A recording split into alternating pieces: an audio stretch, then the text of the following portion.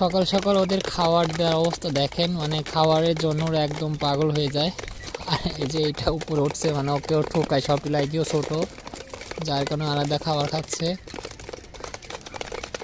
দেখেন সকালে খাবার খাওয়ার জন্য কিন্তু কি পরিমাণ পাগল হয়ে গেছে।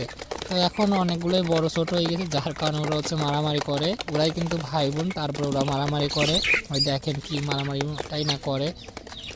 তো এখন যেহেতু সবগুলো একটু বড় হয়ে গেছে, আর নিচেও আমার আরও 20টার মতন বাচ্চা বড় হয়ে গেছে, তো ওইগুলো এখন থেকে মরগ আর মুরগি সব আলাদা আলাদা আলাদা করে রাখবো। মানে মরগ এক সাইডে আর মুরগি হচ্ছে এক সাইডে রাখবো, এতে করে ওরা মারামারি করবে না, যেহেতু এখন একটু বড় বড় সাইজের হয়ে গেছে।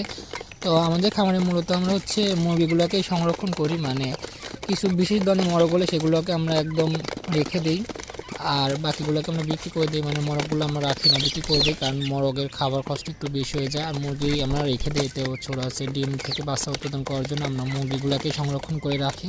আর মরগগুলো একটু বড় সাইজের হয়ে গেলে আমরা এদিকে বিক্রি করে দিই। তো দেশি মুরগির চাহিদা আমাদের এদিকে বেশি, যার কারণে আমরা হচ্ছে দেশি মুরগি পালন করি।